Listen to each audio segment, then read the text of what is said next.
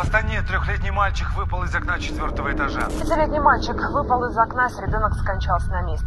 6-летний ребенок попал в больницу после падения с 4-го этажа.